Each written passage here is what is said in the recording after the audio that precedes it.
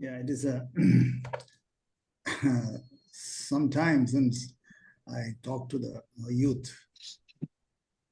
నేను ఈ యవనస్తులతో మాట్లాడి చాలా కాలం గడిచింది. But it is always such a pleasure to talk to the youth. యవనస్తులతో మాట్లాడడం ఎప్పుడు కూడా నాకు ఎంతో ఆనందకరమైన విషయం. Today, as the topic says, your independent decisions can be always dangerous. ఈ రోజు మనం చూసినట్లయితే అంశం, మీరు వ్యక్తిగతంగా మీరు తీసుకునే నిర్ణయాలన్నీ కూడా ఎంతో చాలా ప్రమాదకరంగా ఉండొచ్చు. There can be two types of decisions that we all make. రెండు రకాల నిర్ణయాలు మనందరం తీసుకుంటూ ఉంటాం. Either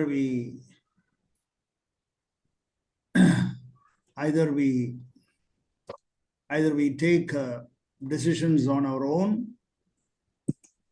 ఒకటి మన సొంతంగా మన నిర్ణయాలు తీసుకోవచ్చు. Or we try to discuss with others or seek God's face and then take a decision. లేదా ఇతరుల యొద్ద కూడా విషయాన్ని విచారించవచ్చు, దేవుని దగ్గర కూడా మనం దాన్ని కనిపెట్టి నిర్ణయం తీసుకోవచ్చు. So this is something which we have to be very much conscious about it always. కాబట్టి దీని విషయం మనం ఎల్లప్పుడూ కూడా స్పర్శ జ్ఞానం కలిగి ఉండాలి.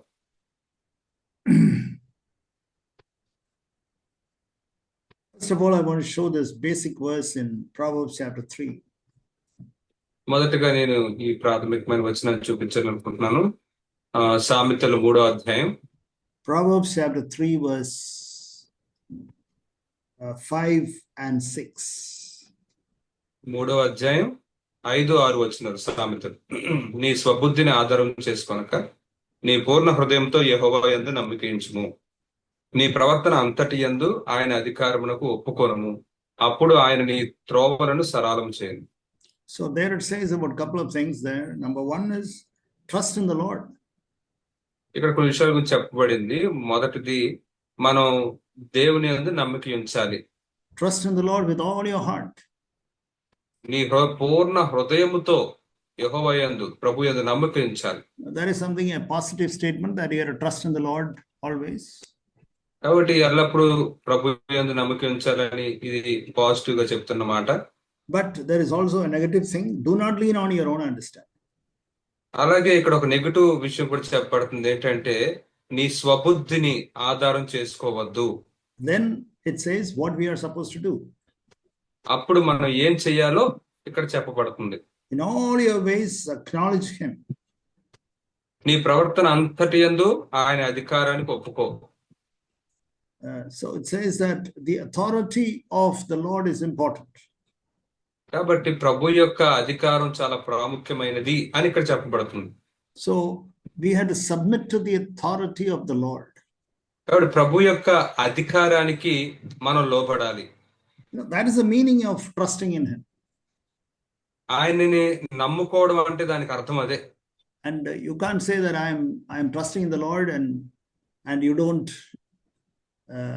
don't submit to him. You don't submit to his authority. మరి నేను ప్రభు యందు నమ్మిక ఉంచుతున్నాను అని చెప్తూ ఆయన అధికారానికి గనుక నువ్వు అప్పగించుకోకపోతే, లోబర్చుకోకపోతే అది సరైనది కాదు.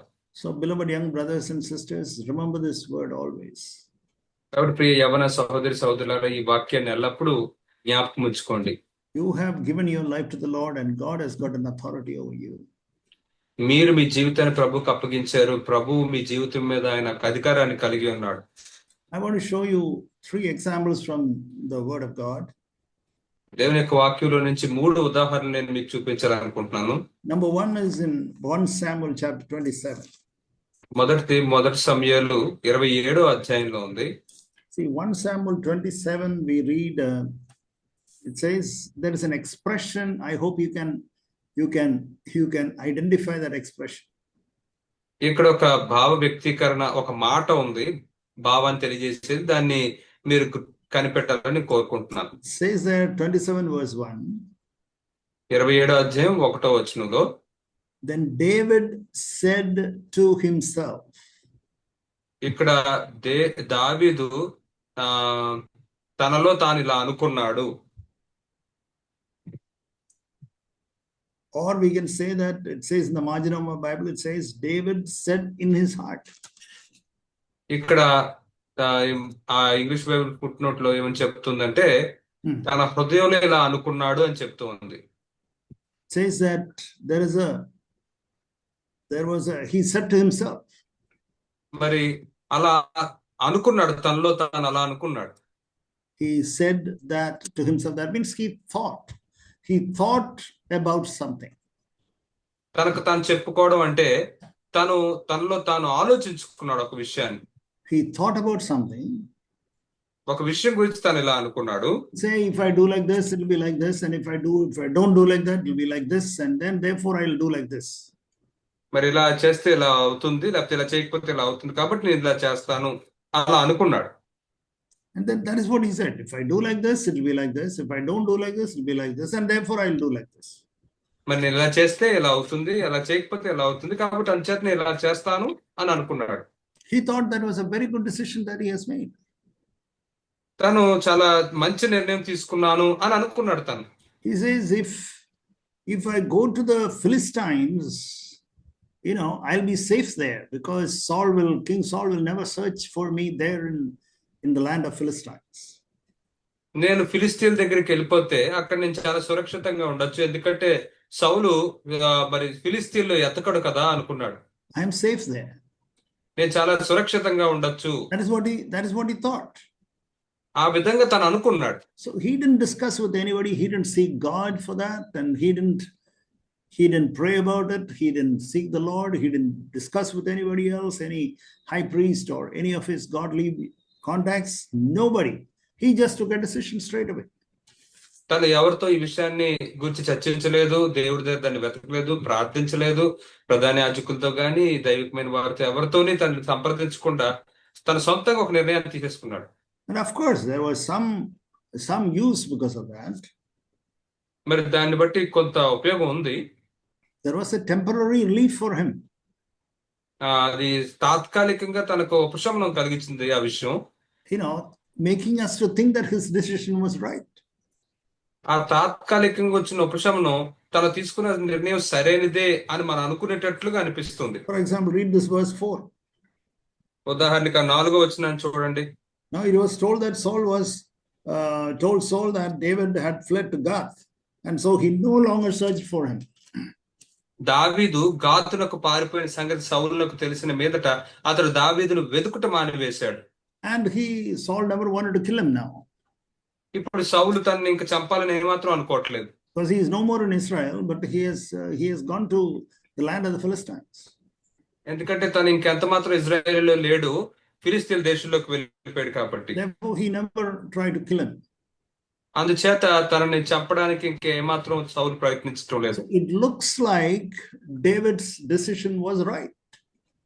మరి చూస్తున్నట్లయితే దావీదు తీసుకున్న నిర్ణయం సరైనదే అన్నట్లుగా అనిపిస్తుంది. Yeah, he thought that it was right. It was a very good decision that he made. మరి తను చాలా మంచి నిర్ణయం తీసుకున్నాడు అని తను అనుకుంటూ ఉన్నాడు. But it was not so. కానీ అది ఆ విధంగా లేదు. Because if you read down verses 8, 9, 10, you see David had to tell lies to that king.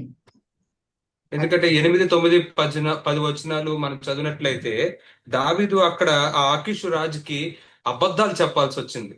He had to tell lies. తన అబద్ధాలు చెప్పాల్సి వచ్చింది. He said, where did you go for raid today? మరి ఎక్కడికి వెళ్ళావు నువ్వు ఈ రోజు అని అడిగితే, actually he was killing all the Philistines. నిజానికి తన ఫిలిస్తీన్లందరినీ చంపుతూ ఉన్నాడు. But then he said, I was killing all the Jews, all the people of Israel. కానీ తనేం చెప్తున్నాడంటే దేవుని ప్రజలైన ఇజ్రాయెల్ నేను హతం చేస్తున్నానని చెప్తూ ఉన్నాడు. Yeah, you see his answer in verse 10. అప్పుడు 10వ వచనంలో ఆయన జవాబును చూడండి. ఆకీషు మీరు ఇప్పుడు దండెత్తి దేశంలో జొరబడితరా అని దావీదును అడిగా, దావీదు యోధా దేశమునకును ఎరహ్మోలి ఏలీల దేశమునకును కెనానీల దేశమునకును దక్షిణముగా మేము ఒక ప్రదేశంలో జొరబడితిమి అనెను. These are all the land of Israel. మరి ఇవన్నీ చూసినట్లయితే ఇవి ఇజ్రాయేలీల ప్రదేశాలు. Do you think he was fighting with them?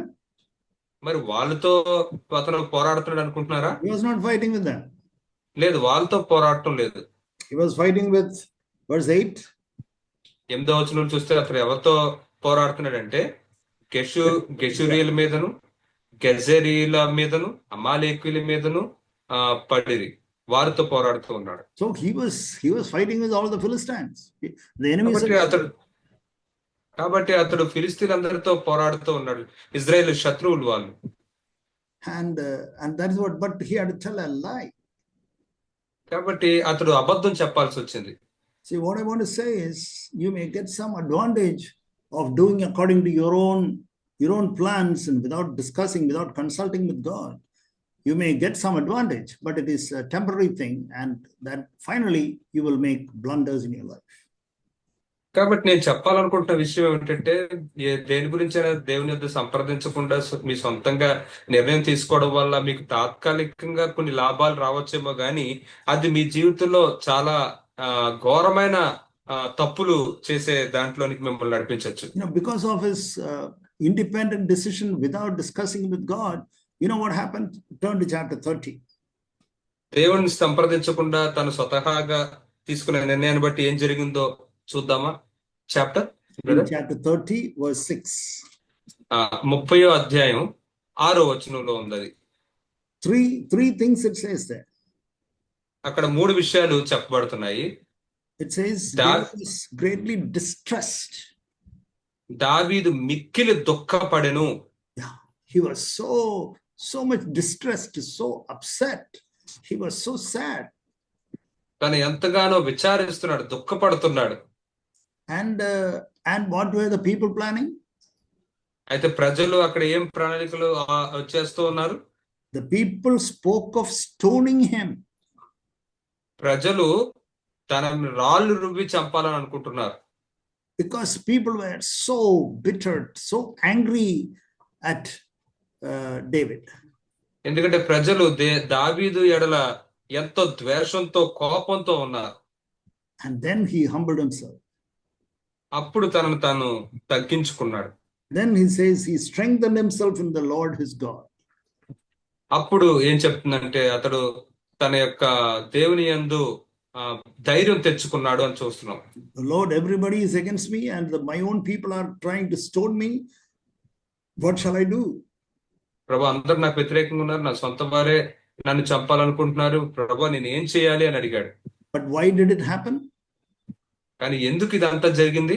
It all started with his independent decision. ఇదంతా కూడా తనంతట తాను సొంతంగా తీసుకున్న నిర్ణయాన్ని బట్టి జరిగింది. It all started with that, his own, he thought, yeah, this is right, this is the best thing, this is the best thing, and he then just did that. ఎందుకంటే తాను అనుకున్నాడు ఇదే సరైంది, ఇదే శ్రేష్టమైంది అనుకుని ఆ విధంగా చేస్తాడు కాబట్టి ఇబ్బంది పడ్డాడు.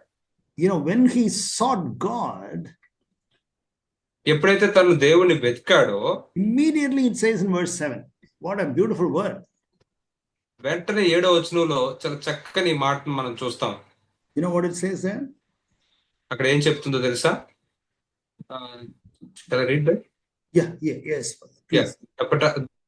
దావీదు ఏఫోదును తెమ్మని యాజకులకు అహీమెలెకు కుమారుడైన అబ్యాతారుతో చెప్పగా అబ్యాతారు ఏఫోదును దావీదు వద్దకు తీసుకుని వచ్చెను. See the difference between 27:1 and 30 verse 7. చూడండి, ఈ వ్యత్యాసాన్ని చూడండి. 27వ అధ్యాయం 1వ వచనానికి 30వ అధ్యాయం 7వ వచనానికి మధ్య ఉన్న వ్యత్యాసాన్ని చూడండి. In 27:1 he thought he is right and he wanted to take a decision. 27వ అధ్యాయం 1వ వచనంలో తను అనుకుంటాడు నేను సరిగ్గానే ఉన్నాను, నేను తీసుకున్న సరైందే అని సొంతంగా నిర్ణయం తీసుకున్నాడు. In chapter 30 verse 7 he says he again sought God and discussed with his godly friends. కానీ 37వ వచనంలోకి వచ్చేసరికి అతడు దేవుని యొద్ద ఆ విషయాన్ని వెతికి ఆ దైవికమైన తన స్నేహితుల ద్వారా ఆ యొక్క దేవుని చిత్తాన్ని తెలుసుకున్నాడు. And the Lord directed him and he had tremendous victory in that place. అప్పుడు దేవుడు తనకి నడిపించగా ఆ ప్రదేశంలో తను ఎంతో గొప్ప విజయాన్ని పొందుకున్నాడు. So he started seeking God. కాబట్టి తను దేవుని వెతకడం మొదలు పెట్టాడు. And he started working in fellowship with Abiathar. the priest. తను అబ్యాతారు యాజకుడైన అబ్యాతారుతో తను సహవాసం చేయడం మొదలు పెట్టాడు. So we find, dear brothers, dear young brothers and dear young sisters, please remember this, that when you want to take a decision, seek God's face. కాబట్టి ప్రియ యవ్వన సహోదరి సహోదరులారా, ఈ విషయాన్ని దయచేసి గుర్తుంచుకోండి. మీరు ఎప్పుడు ఏదైనా నిర్ణయం తీసుకోవాలనుకున్నప్పుడు దేవుని ఎదుట ఆ విషయం గురించి వెతకండి. Don't think that you know everything. నీకు అంతా తెలుసు అని నువ్వు అనుకోవద్దు. You don't want to ask anybody, you don't want to discuss with anybody. నువ్వు ఎవరిని అడగాలనుకోవట్లేదు, ఎవరితో ఆ విషయం గురించి చర్చించాలనుకోవట్లేదు. The second example we find in Genesis chapter 3. రెండవ ఉదాహరణ మనం ఆదికాండం 3వ అధ్యాయంలో మనం చూస్తాం. That also all of us know that. There is no need for me to describe that. All of us know that. మనకి ఈ విషయం తెలుసు, మనందరికీ ఈ విషయం తెలుసు. దాని గురించి నేను ఇప్పుడు వివరించాల్సిన అవసరం కూడా ఏం లేదు. It says, Bible says very clearly that, let's turn to that for a minute. Genesis chapter 3. ఒక నిమిషం ఆ వచనాన్ని చూద్దాం. ఆదికాండం 3వ అధ్యాయం. Genesis chapter 3. You know, she had a discussion with the serpent. ఆమె అక్కడ సర్పంతో చర్చిస్తూ ఉంది, సంభాషిస్తుంది అక్కడ. And then, you know, but it says in verse 6. కానీ 6వ వచనంలో ఈ విధంగా చెప్తుంది అక్కడ. She gave also to her husband with her. That means the husband Adam was very much there. ఆమె దాని ఫలములలో కొన్ని తీసుకుని తనతో పాటు తిని తనతో పాటు తన భర్తకు కూడా ఇచ్చింది. అంటే చాలా స్పష్టంగా తన భర్త ఆదాం అక్కడ ఉన్నాడు ఆమెతో కూడా. And when the serpent was coming and having a conversation with Eve, you know, she could have just said, okay, let me put a word with my husband.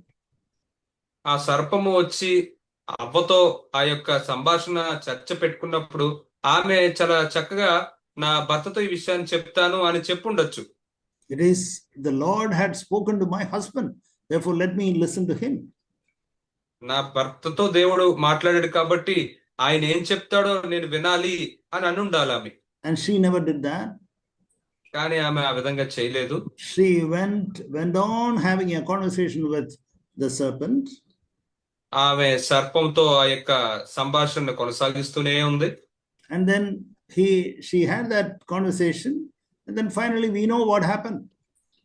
ఆమె ఆ సంభాషణ చేసినప్పుడు చివరికి ఏం జరిగిందో మనందరికీ తెలుసు. And she gave the fruit, she herself ate and then gave it to Adam, and then sinned, and God had to ask him to get out of the Garden of Eden. All the confusion, the whole sin came into the world because of that. ఆమె సంభాషించింది, ఫలం తిన్నది, తర్వాత తన భర్తకి ఇచ్చింది, పాపం చేసింది, మరి పాపం అంతా కూడా ఆ లోకంలోనికి వచ్చింది. Why? ఎందుకని? Why did it happen? ఎందుకు అలా జరిగింది? It happened because Eve took a decision on her own without discussing with her husband whom God had given, or with God. ఎందుకంటే అవ్వ తను నిర్ణయం తీసుకున్నప్పుడు తన భర్తతో ఆ విషయం గురించి సంభాషించకుండా, చర్చించకుండా, లేదా దేవునితో కూడా ఆ విషయాన్ని సంభాషించకుండా ఆమె సొంతంగా నిర్ణయం తీసుకుంది. So we find that David's life we found.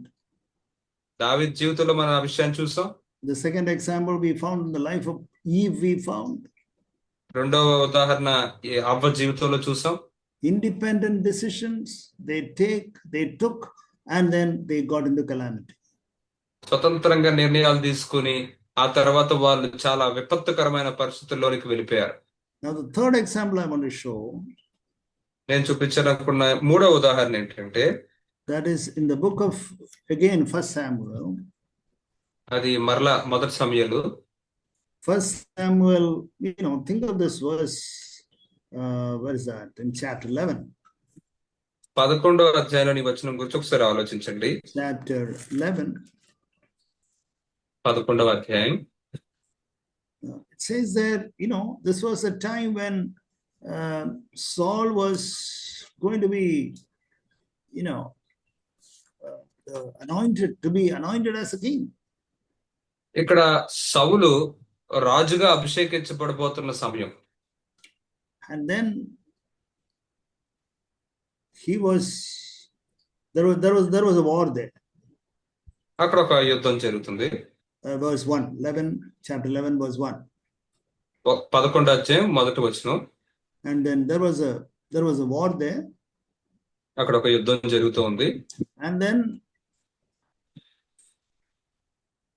immediately Saul said, we will discuss about it and we'll come and we'll let you know. వెంటనే సౌలు ఏమన్నాడంటే దీని గురించి మేము చర్చించుకుని తర్వాత మీకు ఏ విషయం చెప్తాము అని అన్నాడు. And then Saul was coming from the field. ఆ తర్వాత సౌలు ఆ యొక్క భూమిలోంచి వస్తూ ఉన్నాడు, ఆ ప్రదేశం నుంచి. And then these elders of, in that particular land went and told Saul that you are going to be our leader, our king. Now these fellows are Ammonites are coming and threatening us. What shall we do?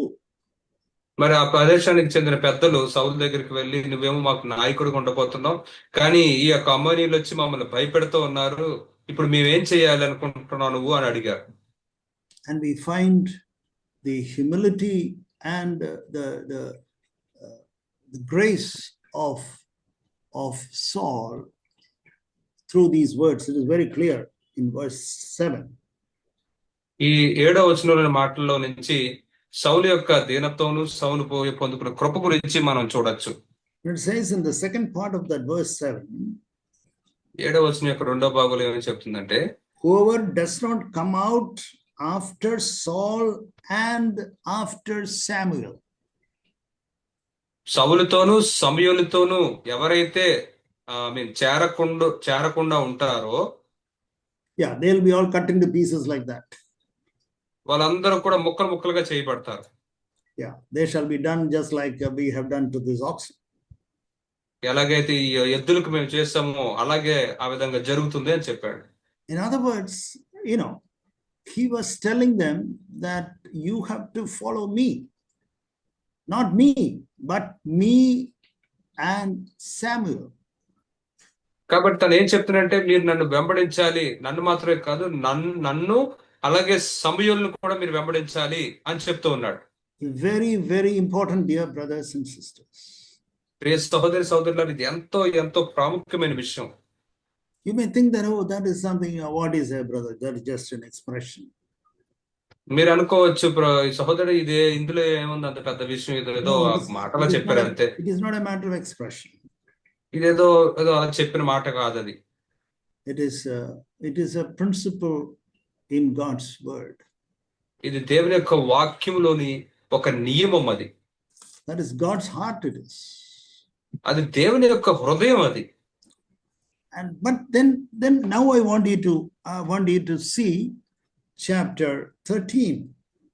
అయితే మీరు ఇప్పుడు 13వ అధ్యాయం చూడాలని నేను కోరుతున్నాను. Now Saul was king for 40 years, it says in verse 11, verse 1, chapter 13, verse 1. 13వ అధ్యాయం మొదటి వచనం చూస్తే సౌలు 30 సంవత్సరాలు రాజుగా ఉన్నాడని మనం చూస్తాం. So I said for 40 years, Saul was 40 years old when he began to reign, and he reigned 32 years over Israel. మరి సౌలు 40 సంవత్సరాల వయసు ఉన్నప్పుడు తన ఏలన ఆరంభించాడు, 32 సంవత్సరాలు Israel ఏలాడు. And then it says Saul chose for himself. అయితే ఇక్కడ తర్వాత సౌలు తాను verse 13 chapter 13 verse 2. Okay. Saul chose for himself a lot of people, 3,000 and 2,000. Okay. Yeah. అయితే సౌలు కొంతమందిని తనంత తాను ఎంచుకున్నాడు అక్కడ. And other people he sent them away. Okay, I don't need them. You fellows all go. అయితే మిగిలిన వారిని మీరు నాకు అక్కర్లేదు, మీరు వెళ్ళిపోండి అని చెప్పాడు ఆయన. But what was Saul's attitude earlier in chapter 11? కానీ ముందు మాత్రం సౌలు యొక్క వైఖరి ఎలా ఉంది? 11వ అధ్యాయంలో in chapter 11 verse 7, what did he say? 7వ వచనంలో తను ఏం చెప్తున్నాడు? Saul and Samuel. సౌలు మరియు సమూయేలు అని ఇద్దరిని కలిపి చెప్పుకుంటున్నాడు. But then here we don't find Samuel at all anywhere. కానీ 13వ అధ్యాయంలోకి వచ్చేసరికి ఎక్కడ మనం సమూయేలు గురించి చూడము. because he has become senior now. ఎందుకంటే ఇప్పుడు తను చాలా అనుభవం వచ్చేసిన వ్యక్తి అయిపోయాడు. He has a lot of experience now. ఎందుకంటే ఇప్పుడు చాలా అనుభవం ఉంది ఆయనకి. Then I don't have to ask anyone. కాబట్టి ఇక నేను ఎవరిని అడగాల్సిన Beloved brothers, అవసరం లేదు. beloved brothers, beloved sisters, take it seriously. ప్రియ సహోదరులారా దీన్ని చాలా తీవ్రంగా తీసుకోండి. Then what happened? ఆ తర్వాత ఏం జరిగింది? And chapter 13, you know that is the one of the worst chapters, in the life of Saul. ఈ 13వ అధ్యాయం సౌలు యొక్క జీవితంలో అత్యంత ఘోరమైన అధ్యాయంగా మనం చూడొచ్చు. You know what Samuel uses the word? ఇక్కడ సమూయేలు ఏ మాటను ఉపయోగించాడు? You have been foolish in this. నువ్వు ఈ విషయంలో బుద్ధిహీనుడుగా ఉన్నావు. Don't forget it. Chapter 13, verse 13. 13వ అధ్యాయం 13వ వచనం. Yeah. నువ్వు అవివేకంగా ఉన్నావు అని చెప్తూ ఉన్నాడు. You had been very foolish. Oh Saul, you have been foolish here. ఓ సౌలు నువ్వు ఇక్కడ అవివేకంగా పనిచేసావు, బుద్ధిహీనుడుగా ఉన్నావు అని చెప్తున్నాడు. You didn't see God or godly people. ఎందుకంటే నువ్వు దేవుణ్ణి గాని దైవికమైన వారిని యొద్ద గాని ఈ విషయం గురించి విచారించలేదు. You decided how many people should be from Israel, how many from Michmash and in the hill country of Bethel, and how many were with Jonathan, and the rest you sent them off. Did you discuss? Did you have a word with the godly man called Samuel?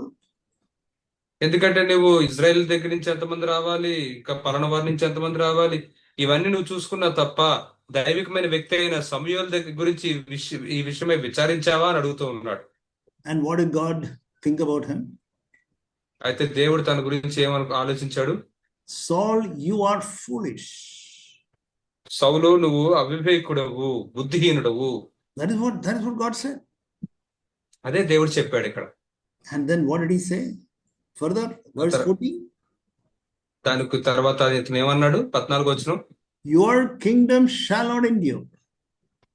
నీ యొక్క రాజ్యము కొనసాగదు. Beloved brothers and sisters, I can only warn you and teach you these things from the word of God. సహోదరులారా నేను వాక్యంలో నుంచి ఈ విషయాలు మీకు బోధించి కేవలం మిమ్మల్ని హెచ్చరించగలను అంతే. I believe that you will take this word seriously. ఈ వాక్యాన్ని మీరు చాలా తీవ్రంగా తీసుకుంటారని నేను అనుకుంటున్నాను. Lord, before I take any decision, Lord, I want your okay from you, for that decision. ప్రభువా నేను ఏదైనా నిర్ణయం తీసుకోక ముందు నీ దగ్గర నుంచి నాకు అవుననే మాట రావాలి ప్రభువా. Let us give our life like that to the Lord. మన యొక్క జీవితాలను ప్రభువుకి ఆ విధంగా అప్పగించుకుందాం. Then it will go well with us. అప్పుడు అది మనకి ఎంతో క్షేమంగా జరుగుతుంది. Dear young brothers, dear young sisters, and other older brothers and sisters who have joined, it will go well with all of us. ప్రియ యవన సహోదరులారా, అలాగే పెద్దవాళ్ళు ఎవరైతే సహోదరులు జాయిన్ అయ్యారో వాళ్ళందరూ కూడా మనందరికీ ఇది క్షేమం అవుతుంది. Let us learn something from the life of Saul and life of David and life of Eve. ఈ యొక్క దావీదు జీవితంలో నుంచి, అవ్వ జీవితంలో నుంచి, సౌలు జీవితంలో నుంచి ఈ విషయాలను మనం నేర్చుకుందాం. But it is so wonderful to see the life of David because he repented. He understood his mistake and he repented and turned back to the Lord. కానీ దావీదు యొక్క జీవితం చూస్తుంటే ఎంతో సంతోషంగా ఉంది. తను ఆ విషయాన్ని అర్థం చేసుకున్న తర్వాత తను మారుమనసు పొందాడు. But Saul never, could have that chance. కానీ సౌలుకి ఎన్నడూ అటువంటి అవకాశం లేదు ఇంకా. Beloved brothers and sisters, take it seriously. సహోదరులారా దీన్ని చాలా తీవ్రంగా తీసుకోండి. Shall we pray? ప్రార్థించుకుందామా. Father, we thank you for these young brothers and sisters. తండ్రి, ఈ ప్రియ యవన సహోదరుల నిమిత్తం నీ కృతజ్ఞతలు చెల్లించుకుంటున్నాం. Father, we pray that we will all take it seriously, the word which we heard today. ప్రభువా, ఈ దినం మేము విన్న వాక్యాన్ని మేము అందరం తీవ్రంగా తీసుకోవాలనుకుంటున్నాం. That we will not take decisions based on what we think is right. మేము ఏది సరైనది అనుకుంటున్నామో దాని మీద ఆధారపడి మేము నిర్ణయాలు తీసుకోవాలనుకోవట్లేదు. Bless all the brothers and sisters. సహోదరులందరినీ ఆశీర్వదించండి. Thank you, Father. వందనాలు తండ్రి. In the name of Jesus we pray. యేసు నామములో ప్రార్థిస్తున్నాం. Amen. ఆమేన్.